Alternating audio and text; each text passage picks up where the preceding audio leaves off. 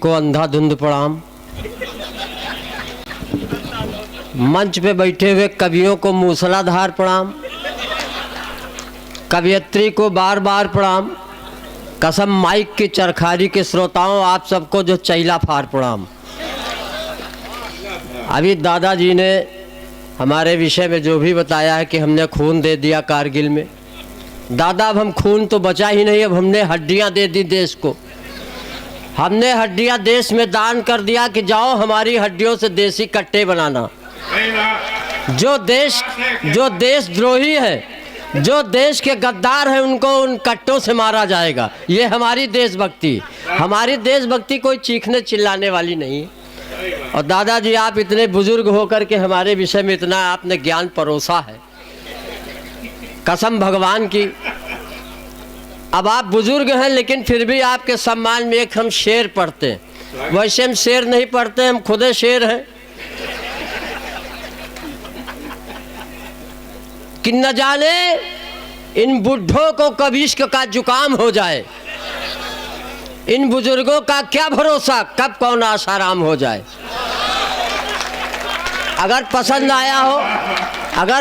आया हो तो एक शेर और झोंके कि कौन कहता है बुढ़ापे में इश्क का हक नहीं होता। सुनेगा भाई शेर, ये तो बहुत बड़े शायर बैठे हुए हैं। कि कौन कहता है बुढ़ापे में इश्क का हक नहीं होता, ये बात और है किसी को इन पर शक नहीं होता। एक और खतरनाक शेर याद आ गया दादा आपकी सेवा में।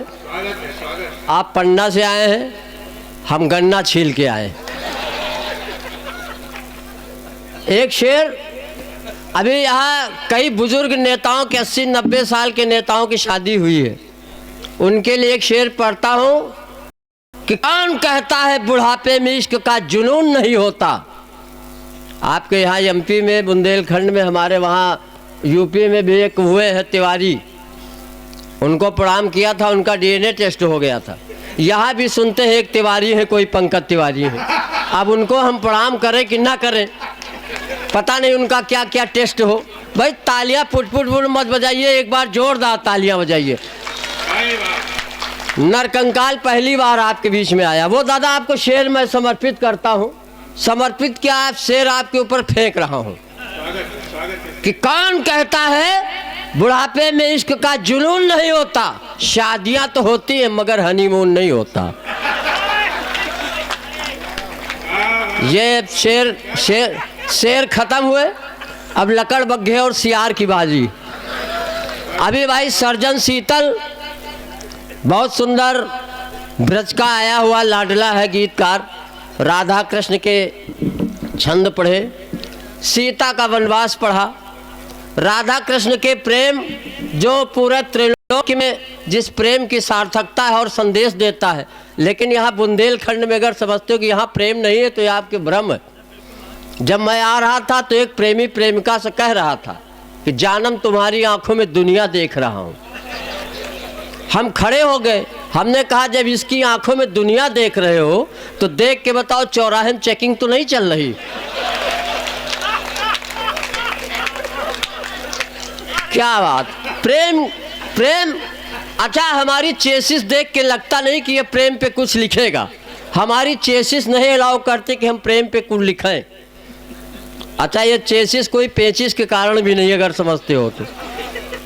एक बार एक पुजारी को पेचिस पड़ रही थी, डॉक्टर के पास गया, डॉक्टर ने दवाइयाँ दी।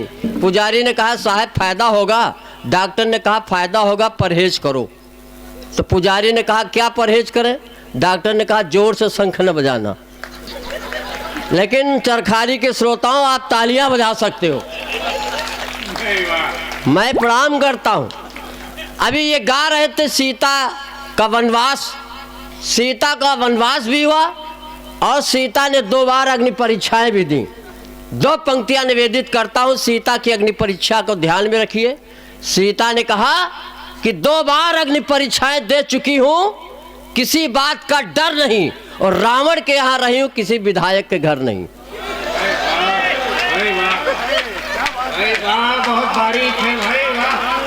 सीता ने नहीं, लेकिन मैं यहाँ के विधायकों से कोई संदर्भ नहीं इन पंक्तियों का। क्योंकि मुझे सुरक्षित रायबरेली जाना है। ये नेताओं के लिए तो हम भगवान कसम कुछ कह भी नहीं सकते। हाँ, यहाँ कोई नेता नहीं, यहाँ बुंदेलखंड में चरखारी में सब विकास पुरुष बैठे हुए। एक विकास हमारा देख रहे हो आप लोग, भारत की भुखमरी के ब्रांड एम्बेसडर हैं और ये रवि चतुर्वेदी। अच्छा, हमारी चेसित देख के मैं बताऊं मैं ऐसा कैसे नरकंकाल हूँ। मैं बोतल का दूध पी के बड़ा हुआ हूँ और रवि चतुर्वेदी भैंस को उठा के चूस लेता था, भगवान कसम, इसीलिए इतना मोटा हुआ। अच्छा, ये बारात में जाता तो डांस वगैरह भी करता है। बारात में डांस कर रहा था, मैं भी था। हमसे इसने कहा नरकंकाल मेरा डांस कैसा लगा। हम कहा गुरु नागिन डांस बहुत देखा है, अजगर डांस पहली बार देख रहा हूँ। तालियां कमजोर है, तालियों का घनत्व बढ़ाइए, नहीं तो हम देशभक्ति में आ जाएंगे। अभी रुद्र प्रताप को हमने सुना, अंदर भी देशभक्ति जो है जाग गई। अब देशभक्ति इतना जग गई कि रक्तवाहिनियों से होके कोशिका में पहुंच गई और कोशिका छोड़ो माइटोकॉन्ड्रिया में घुस गई। अब ये निकले तो कैसे निकले। लेकिन चरखारी के श्रोताओं, कोई कविता चीखने चिल्लाने से देशभक्ति नहीं होती। हमारे बीच में हमारे वीर रस के हिमालय दादा विराम पाठक बैठे हुए। वीर रस का वो नाम कि पूरे देश में अपने ओज की कविताओं का परचम लहरा रहे हैं। और हम तो भगवान से यही प्रार्थना करते हैं कि हमारा अगला जन्म हो तो अगले जन्म में दादा विराम पाठक की कोखे से पैदा हो, ताकि हमारे अंदर ऑलरेडी देशभक्ति बनी रहे। नहीं, अब देशभक्ति लिखे क्या। लेकिन मैं बताऊं, अभी पिछले दिनों में एक कार्यक्रम में था, देखा एक हट्टा कट्टा आदमी भीख मांग रहा था। मैंने उसको डांटा। हमने कहा कैसे भारतीय हो जो भीख मांग रहे हो। बोला मैं भारतीय नहीं हूँ, पाकिस्तानी हूँ। तो हमने कहा यहाँ क्यों मांग रहे हो। बोला कहाँ मांग। हमने कहा अपने देश में मांगो। बोला वहाँ सभी मांग रहे हैं। मैंने कहा अपने राष्ट्राध्यक्ष से मांगो, जो तुम्हारे राष्ट्र का प्रेसिडेंट है। उसने कहा गौर से देखो मैं वही हूँ। तो जिनके हाथों में बम थे उनके हाथों में कटोरे आ गए। इससे ज़्यादा देश की बुलंदी क्या हो सकती। लेकिन देश का कोई टेंशन न लो, देश मोदी जी योगी जी चला रहे हैं। अभी हम खुद जिंदा हैं। ही न करो, तालियां बजाओ, ये हड्डियों की ताकत बताता हूँ। एक बार जोरदार तालियां बजा दे पूरा सदन एक बार। हाँ, इनकी काया को थोड़ा सा ऊर्जा आप ही दे सकते हैं। दादा काया तो हमारी ऐसे प्रफुल्लित हो गई आपका चांद देख के। अगर क्रिकेट की भाषा में कहा जाए तो नो बॉल। 4 पंक्तियां मुझे याद आ गई किसी की कि दादा का चांद देखिए, मेरी 4 पंक्तियां देखिए कि ये खेत वो है जिसमें पानी भर नहीं सकता। जब फसल उगी नहीं तो कोई चर नहीं सकता। इनकी खोपड़ी में नहीं एक भी बाल, कोई इनका बाल बांका कर नहीं सकता। हाँ, तो जिनका कोई बाल बांका नहीं कर सकता, क्या होगा उसमें। चलिए मैं गेर चेंज करता हूँ। एसडीएम साहब की गरिमामयी उपस्थिति प्रणाम करता हूँ। एक कविता आपके बीच में पढ़ता हूँ, पसंद आई तो ठीक, नहीं 10-12 और पढ़ूंगा। हाँ, बाद में आप देवेंद्र चतुर्वेदी और हमारे प्रदीप दिहुलिया जी से मिल लीजिएगा। ये जोड़ी बहुत शानदार जोड़ी है। इस जोड़ी को देख के मुझे मुंशी प्रेमचंद की 2 बैलों की कथा याद आ गई। तालियां कमजोर हैं। क्या जोड़ी है। यहाँ पे हमारे सुनील दीक्षित जी भी पाए जाते हैं और देश में 2 दीक्षित हैं जिनको मैं प्रणाम करता था। एक माधुरी दीक्षित। चलिए मैं एक कविता पढ़ता हूँ। यहाँ पे सभी 70-80% जो है पत्नी पीड़ित बैठे हुए। हमारी मातृ शक्तियाँ भी बैठी। मातृ शक्तियों को विशेष नमन करता हूँ। नमन का मतलब जब मन ना हो। जब आप बैंक जाते हो, विड्रॉल भरते हो तो लिखते हो 2000 रुपये मात्र। किसी की औकात नहीं, लिखो 2000 रुपये पित्र। आपका विड्रॉल पास ही नहीं होगा। और अभी वो बता रहे थे हमारे चंदपुरिया जी कि वो गंजेड़ी भगवान शंकर के मंदिर में गांजा पीते थे, ये हुआ वो हुआ। एक महिला ने भगवान शंकर की तपस्या किया। भगवान शंकर प्रकट हुए, बोले देवी वर मांगो। उसने कहा ज़्यादा नहीं, 3 वरदान चाहिए। भगवान ने कहा मांगो। पहला वरदान मांगा कि हमारे खाते में 1 करोड़ आए, लेकिन भगवान शंकर ने कहा रुको, जितना तुमको मिलेगा 10 गुना तुम्हारी सास को मिलेगा, मंजूर हो तो बताओ। महिला ने कहा ठीक है। उसने पहला वरदान मांगा हमारे खाते में 1 करोड़, सास के खाते में 10 करोड़। महिला ने कहा मैं सुंदर हो जाऊं, सास विश्व सुंदरी। अब उस महिला ने सोचा जो मैं मांग रहा हूं सब भगवान शंकर उसका 10 गुना सास को दे रहे हैं। उस महिला ने कहा प्रभु वरदान, मुझे हल्का सा हार्ट अटैक आ जाए। महिला को हल्का सा हार्ट अटैक आया, सास सीधे ऊपर। तब से भगवान शिव जी उस आदमी को ढूंढ रहे त्रिशूल लेके जिसने कहा था महिलाओं की बुद्धि नहीं होती। तो मैं प्रणाम करता हूं देवियों, एक कविता पढ़ता हूं कि एक पत्नी पीड़ित, जैसे हम भी बहुत पीड़ित हैं। जब रायबरेली से चले तो पत्नी ने कहा जान चरखारी जा रहे हो। हमने कहा जान क्यों बोलती हो? तो बोली जानवर कहने में लंबा हो रहा, थोड़ा शार्ट में कह रही हूँ।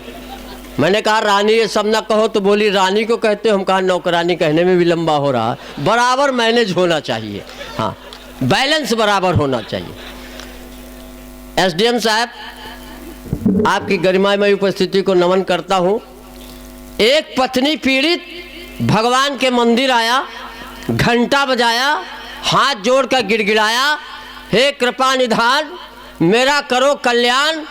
मेरी पत्नी बात बात पे लड़ती है, रोज हमसे झगड़ती है, घर के सारे काम कराती है, चूल्हा चौका बर्तन पोछा यहाँ तक कि कपड़े भी धुलवाती।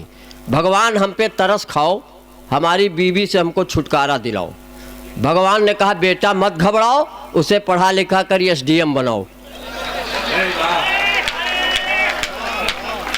भगवान ने कहा बेटा मत घबराओ, उसे पढ़ा लिखा कर एसडीएम बनाओ, तुम्हारी किस्मत जाग जाएगी, एक दिन वो तुमको छोड़कर खुद ही भाग जाएगी। तालियां बजाइए, भगवान कंफ्यूज हो गए, क्या क्या आ जाए। अरे वाह वाह वाह। हाँ तो ऐसा मामला है, ऐसे ऐसे भक्त आते कि भगवान भी कंफ्यूज हो जाते कि इसको हम दे तो क्या दे।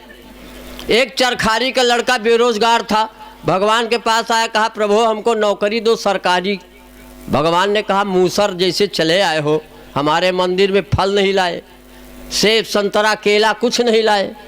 तो उसने कहा प्रभु आपे ने कहा था कर्मण्येवाधिकारस्ते मा फलेषु कदाचन, कर्म करो फल की चिंता न करो। तो जब हम फल की चिंता नहीं कर रहे तो आप काहे कर रहे हो।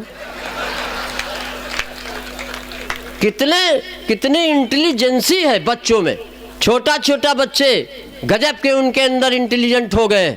एक लड़का यह चरखारी का आया, छोटा सा बच्चा था, हमने कहा बेटा पढ़ते हो? उसने कहा हाँ। हमने कहा गणित का एक सवाल बताओ कि एक मोटरसाइकिल में 13 लोग कैसे बैठेंगे।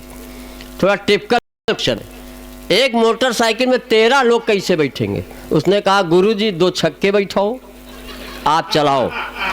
समझ गए हो तो तालियां बजाओ। तो इस इंटेलिजेंसी को प्रणाम करता हूँ, बहुत प्रणाम करता हूँ। चलिए एक कविता पढ़ता हूँ क्योंकि टीम लंबी है, ज़्यादा टाइम हमारी आदत नहीं कि हम बहुत डिटेल में जाएं, बहुत विस्तार में, बहुत फेंकने की ज़रूरत नहीं। कहाँ जा रहे हो गुरु? आप आज हमारे लिए एटीएम मशीन हो, बैठे रहो। एटीएम मशीन हो, देखने में बहुत हसीन हो। हाँ अब तुम्हें हम क्या भेंट करें, हाँ, तुम्हारा मोल हम नहीं चुका सकते, तुम हाईवे के किनारे वाली ज़मीन हो। चलिए मैं पढ़ता हूँ एक कविता। आजकल क्या है हमारे देश में बहुत सांप्रदायिक सौहार्द के लिए कहा जा रहा है, हिंदू मुस्लिम एकता की बातें की जा रही। बहुत पहले से हम लोग कहते चले आए हैं कि हिंदू मुस्लिम भाई भाई, लेकिन हमको लगता है नारा गलत है। हिंदू मुस्लिम भाई भाई नहीं, हिंदू मुस्लिम मियाँ बीबी, सचिन सीमा गुलाम हैदर, इससे ज़्यादा एकता नहीं हो सकती। एक कविता पढ़ता हूँ, पसंद आई तो ठीक, नहीं फिर बैठ जाऊँगा।